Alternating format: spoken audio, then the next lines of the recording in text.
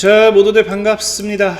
강태공입니다. 자, 금요일은 원전 기업 관련되어 있는 이제 두사에너빌리티도 매수하고 싶은 분들 많을 거예요. 근데 사실 놓쳤다라고 하면은 다음 대장주로도 괜찮지 않을까 하는 기업에 대한 좀 소개를 시켜드리도록 할 테니까, 자, 방송 전 늘 말씀드리는 여러분들의 좋아요, 구독하기, 댓글까지 너무나 많은 힘이 된다라고 좀 말씀을 드리고요. 또 제가 이제 또 스윙 투자반을 또 운영하고 있습니다. 그래서 방송 마지막에는, 자, 오늘 또 우리가 이제 피코그램 오늘 또 이제 21% 약 22% 수익 실현했거든요.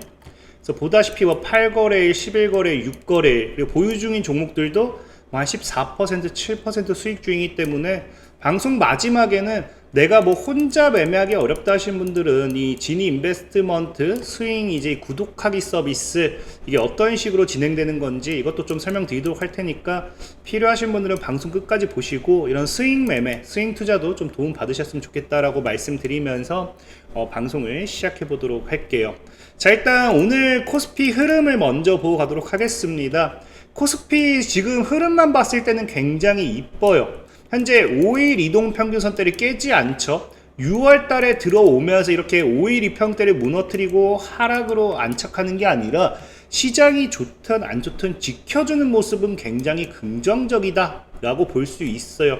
다만 문제는 뭐냐, 이 최근에도 이제 수급을 보면 아시겠지만 이 3000포인트가 굉장히 고점대로서 자리 잡으면서 강한 저항으로 좀 자리를 잡으면서 3000포인트에서 나오는 게 외국인들의 매도세랑 기관들의 매도세가 가끔씩 거칠게 나온다라는 거죠. 그래서 이런 부분을 긍정적으로 사실 받아들이기는 어렵습니다. 그렇기 때문에 어느 정도는 리스크 관리가 필요할 수도 있다. 이거는 좀 참고하시면 좋고, 그럼 코스피 같은 경우가 어찌됐든지 지금 이런 상승 탄력이 왜 나오느냐를 놓고 본다라고 하면은, 지금 시장에 가장 기대되는 게 뭡니까? 바로 이제 코스피가 이제 중동에 대한 불안감이 있어요. 분명히 있습니다. 하지만 지금 우리나라 같은 경우는 코스피 5천에 대한 기대감도 굉장히 크다라는 거겠죠.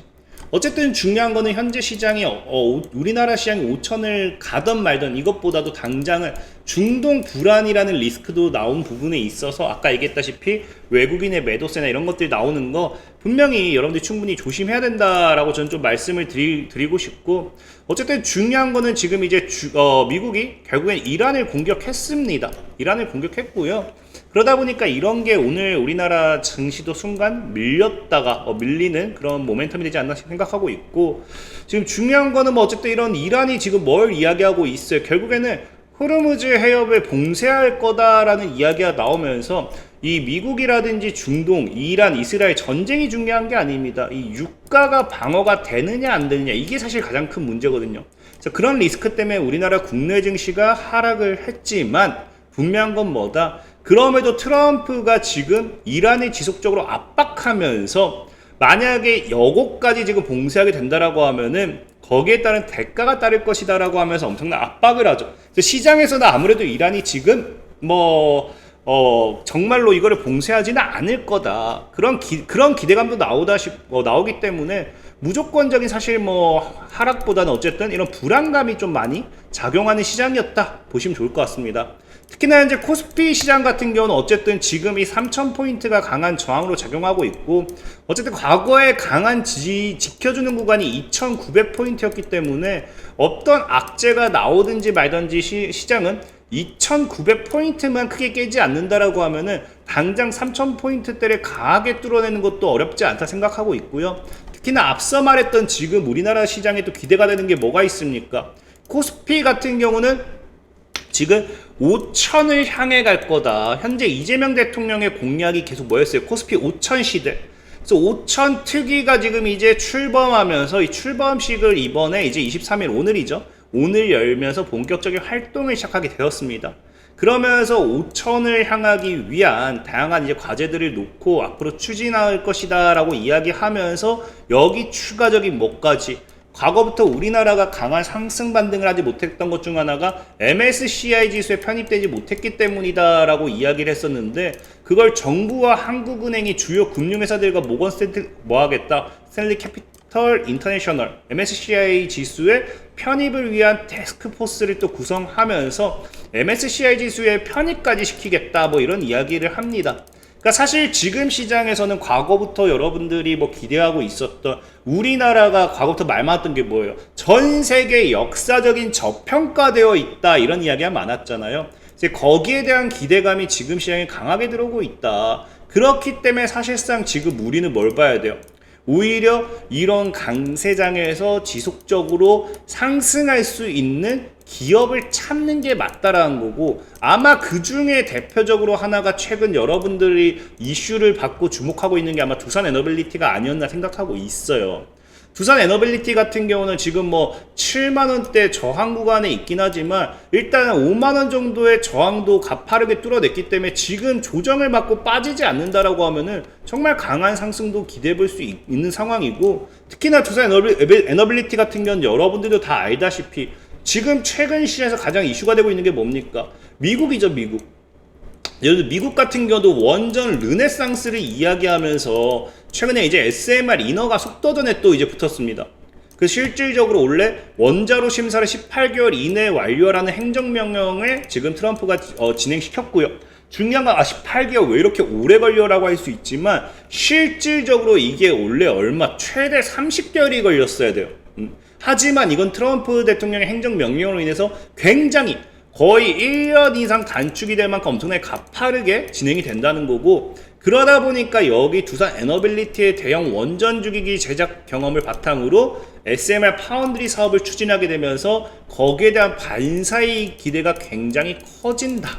이거는 사실 누구나 제가 뭐 이렇게 굳이 얘기하지 않아도 누구나 다 아는 사실일 거라 생각을 해요. 그렇기 때문에 사실 두산 에너빌리티가 지금 시장에서는 뭐다? 강세다라는 거고, 그래서 제가 최근에도 아마 두산 에너빌리티 관련되는 영상 많이 업로드한 거 보셨을 거예요.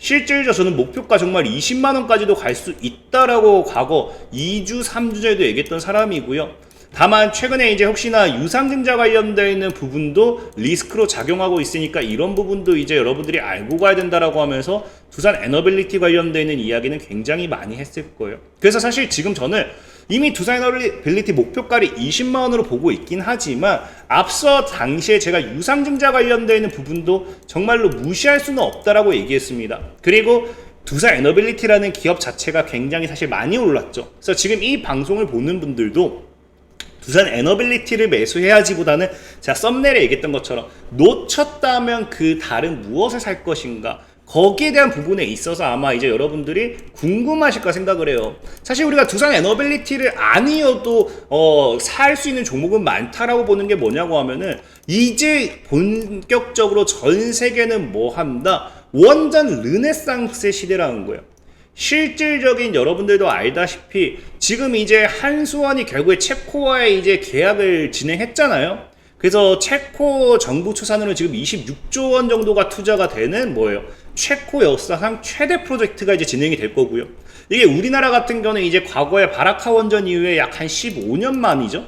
15년 만에 이뤄낸 캐거로서 이제 본격적인 이런 본 계약도 체결이 되기 시작했습니다. 그러면서 우리나라에 대한 우리나라 자체도 원전에 대한 이런 또 새로운 바람이 불러 일어나고 있는데, 중요한 건 뭐다? 트럼프 대통령이 최근에 이제 원전 관련되어 있는 부분의 규제를 대폭 완화하면서 이 원전 르네상스 시대를 열겠다라고 밝히면서 사실 전 세계적으로 유럽이라든지 중동 같은 경우도 뭐 하기 시작해요? 기존 신재생 에너지에서 원전으로 돌아오는 추세라는 거겠죠. 그러다 보니까 사실 시장 규모만 놓고 본다 하더라도 1653조, 언제 35년까지 이 원전 르네상스 시대에서 먹을 수 있는 미래 먹거리 시장 규모 파이가 굉장히 크다라는 거겠죠. 그래서 굳이 두산 에너빌리티가 아니라 하더라도 여기서 반사익을 받을 수 있는 기업은 굉장히 많다라는 거예요. 특히나 이제 지금 시장이 뭐 원전 이렇게 지속적으로 미는 게 결국에는 뭐의 발전 때문이다. 여러분들도 알다시피 AI 데이터 센터가 굉장히 많이 늘어나고 있잖아요. 여러분들 알다시피 최근에 이제 아마존 같은 경우도 데이터 센터를 추가 짓겠다라고 이야기하고, 오픈 AI 챗 GPT 같은 경우도 기존 이제 뭐 마이크로소프트와 그런 이 데이터 센터를 좀 공유했던 부분에 있어서 자사의 이제 데이터 센터를 직접적으로 이제 확대하겠다 뭐 하면서 그런 이야기가 나오기 시작하고, 그러다 보니까 결국 데이터 센터를 이 기업들이 짓는다라는 건 AI 시대에 있어서 전력에 대한 부분에 있어서 본격적인 소모전의 전력에 대한 부분이 필요할 수밖에 없는 부분이 생긴다는 거겠죠. 그러다 보니까 시장에서는 어디로 몰려요? 너무나 당연하게 SMR로서 지금 자금이 모이는 추세고요.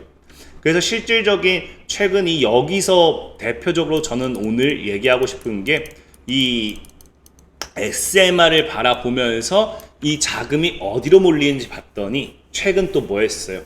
빌 게이츠, 마이크로소프트의 빌 게이츠가 이제 뭐 한다? 설립한 SMR 개발사 테라파워가 있죠. 테라파워가 또 이제 투자금을 또 모으기 시작해요.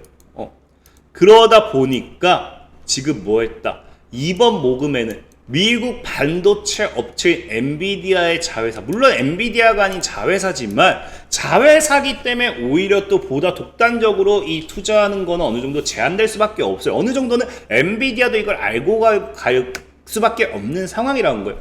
그래서 이런 엔비디아의 자회사 역시도 테라파워에 투자를 한 상황이고요. 그리고 여기서 제가 오늘 국내 주식에서 보고 싶은 게 뭐냐? 바로 이제 HD현대라는 기업이 있죠. 그래서 한국 기업으로는 HD현대가 이번 투자에 참여했습니다. 더 재미난 사실은 이전에는 이제 HD현대가 직접적인 투자를 하지 않았어요. 조선 2021년 11월 조선중간 지주사인 한국조선해양을 통해 가지고 투자를 하면서 테라파워와 인연을 맺었던 거고, 그런 HD현대가 이제 뭐다? 본격적 HD현대를 통해서 직접적인 투자를 진행을 했다라는 거예요. 그래서 시장에서 사실 지속적으로 뉴스가 굉장히 많이 나왔죠. 뭐라고? 빌 게이츠와 HD현대와 엔비디아, 아까 했지만 엔비디아 자회사 결국 엔비디아다라고 봐야 된다 얘기했죠. 그래서 세 개의 기업이 뭉쳤다라고 하면서 굉장히 이 테라파워에 대한 관심도가 급격하게 증가했습니다. 그래서 재밌는 거는 어쨌든 아까 앞서 한국조선해양 같은 경우는 얼마를 이제 투자했는지 나왔었잖아요. 근데 이번 투자에는 HD현대 측은 투자 금액을 비공개로 했어요. 그러니까 사실상 이 비공개로 전환을 함으로써 시장에선 뭐다? 상당 수준의 지분 확충이 있었을 것으로 추정이 된다. 그래서 말도 안 되는 투자금을 쏟아 부었을 것이다 라고 이야기를 하죠. 어쨌든 그래서 그 테라파워가 얼마의 투자금을 확보하느냐? 자, 지금 2조 7천억 원 이상 투자금을 모금을 했고요. 정부 보조금을 통해서 역시나 20억 달러가 약 역시나 2조 7천억 정도를 또다시 확보한 상태죠. 그러니까 거의 한 5조에 달하는 자금을 확보해 놓은 상태다 보시면 좋아요. 그래서 이 테라파워에 대한 미국 시장의 기대감이 말도 안 되게 올라가는 추세라는 겁니다. 근데 중요한 건 뭐예요? 테라파워는 이번 투자 유치 이후에도 뭐 하겠다? 비상장사 지위를 유지하겠다. 그럼 이 말은 결국 뭐예요?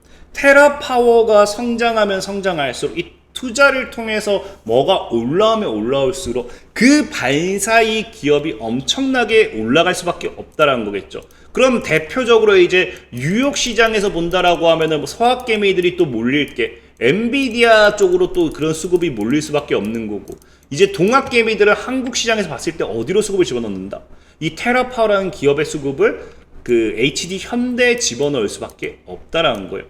특히나 중요한 건 뭐냐고 하면은 이 테라파워가 지금 지속적으로 투자금을 확보해서 진행함에 있어서 뭐까지 기대가 되느냐? 실질적인 아까 미국의 정부 정책 지원도 많이 받는다 했잖아요. 그래서 데이터 센터와의 첨단 핵 원자로 관련 계약을 체결했습니다. 그리고 그 계약 내용에서는 뭐가 나오느냐? 4세대 SMR 나트륨 개발에 협력한다라고 하는데, 이 4세대 SMR 나트륨이 결국 뭐예요? 이 소듐 냉각제 시설이 육중한 모습 드러나는데, 소듐 냉각 고속로에 66년 열저장 설비를 결합한 게 4세대 SMR 제품이라고 보시면 좋아요. 그러다 보니까 이 실질적인 이 4세대 SMR 관련해가지고 최근에 이거를 데이터 센터에 적용하기 위한 실질적인 글로벌 빅테크 기업들도 뭐하기 시작한다? 선점 경쟁에 뛰어든 상태고요. 중요한 건 뭐예요? 이 테라파워 역시도 여기를 선두를 지휘하면서 선두를 유지하면서 뭐 하겠다? 28년 이 상용화를 목표로 실증 사업을 진행 중이다. 그럼 사실상 28년이 다가오면 다가올수록 테라파워에 대한 주가는 더 강하게 올라갈 수밖에 없다. 테라파워가 아니죠. 테라파워에 대한 기대감으로써 이런 SMR 상용화, 4세대 SMR이라는 관련 기대감으로써도 HD현대가 꾸준히 상승할 만한 모멘텀이 될 수도 있다라는 겁니다. 특히나 더 중요한 거는 이 HD 현대가 이번 원전 SMR 투자를 통해서 끝이 아니라는 거예요. 이게 앞으로 이 기업의 시작이 될 수도 있다라고 이야기한 게 뭐냐고 하면은, 보다시피 원래 이 지금 시장에 트럼프 정권에서 가장 이슈가 되고 있고 강하게 올라가는 게 뭡니까? 조선과 방산과 원전입니다. 원전이요. 근데 중요한 건 뭐다? 지금 이 HD 현대와 및 하나 역시도 과감하게 베팅을 나서고 있는데, 중요한 건 여기서 SMR 원전이 왜 중요하냐? SMR 하나만 사실 제대로 선점한다 하더라도 이 세 가지를 다 먹을 수 있는 게, 당장 HD 한국조선해양 같은 경우도 보면 뭐예요? 소형 모듈 원전 기술을 적용한 원자력 추진 컨테이너선 모델을 공개했습니다. 조선이죠, 조선. 추진선은 기존 선박과 달리 엔진의 배기기관이나 연료 탱크 등의 기자재가 필요하지 않고 큰 부피를 차지하던 기존 기관실 기자재 공간의 컨테이너를 추가 적재할 수 있어 경쟁성도 높입니다. 원전 하나를 통해서 조선도 먹을 수 있어요. 그리고 실질적인 시장에서는 이 SMR의 발전이 결국에는 방산시설과 같은 고밀도 산업단지의 전력 수요를 안정적으로 충족시킬 수 있는 대안으로 주목받으면서 국방산업, 방위산업에 대한 인프라의 핵심 에너지원으로 또 원전이 부상할 가능성이 크다라고 시장에서는 바라봅니다.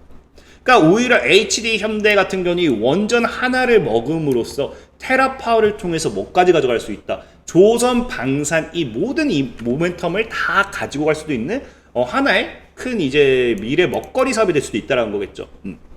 다만 이제 HD 현대 그렇기 때문에 최근에 HD 현대 차트도 보면 강한 상승이 나왔다. 최근에 뭐 거의 2배 가까이 오른 상태고요. 바닥 대비해서는 한 4배 가까이, 5배 가까이 오른 상태입니다. 다만 어쨌든 중요한 거는 이미 오르고 있는 상태. 저는 오르는 말에 올라타는 건 별로 안 좋아해요.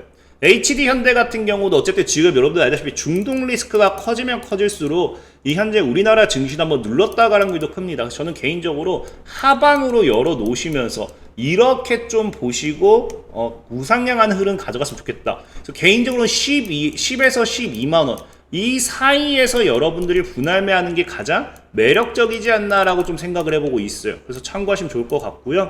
자, 그리고 이제 아까 앞서 얘기했던 스윙 투자에 대한 부분을 이제 궁금해하신 분들은 좀 이제 알려드리도록 할게요.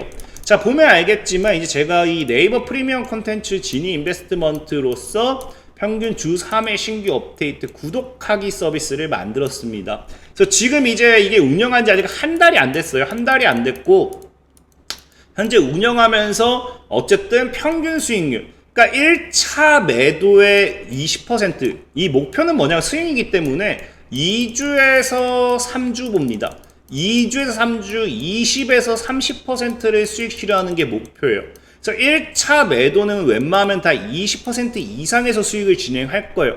그럼 여기서 여러분들이 전량 매도를 하셔도 좋아요. 다만 저는 뭘 본다? 또 목표가 좀 더 욕심을 내봐요. 차트상 흐름이 살아있으면 가져가기 때문에.